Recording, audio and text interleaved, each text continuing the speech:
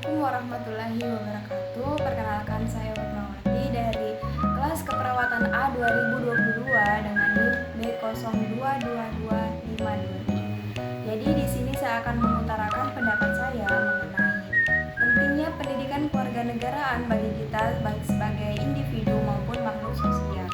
Sebelum kita mengutarakan pendapat kita mengenai pentingnya kewarganegaraan, kita harus mengetahui dulu apa itu pendidikan kewarganegaraan.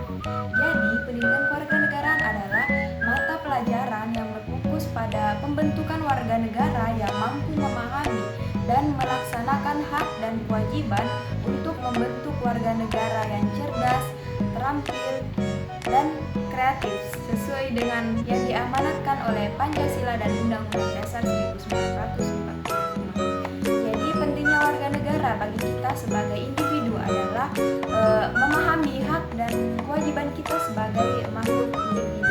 Jadi antara hak dan kewajiban itu harus seimbang. Apabila kita memiliki hak dari lahir, kemudian kita harus menjalankan kewajibannya kita untuk di mana antara hak dan kewajiban itu harus seimbang. Misalnya kita sebagai manusia, sebagai individu memiliki hak untuk belajar. Misalnya kita sebagai mahasiswa memiliki hak untuk mengikuti perkuliahan. Nah, kewajiban kita adalah menjaga fasilitas kampus.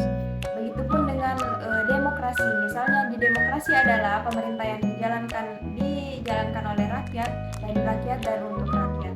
Nah, kita sebagai mahasiswa itu tujuannya itu untuk menyampaikan aspirasi. Nah, di demokrasi itu ada yang disampaikan aspirasi langsung maupun tidak langsung. Misalnya kita dapat melakukan demo tapi tidak dengan merusak fasilitas yang ada, kemudian tidak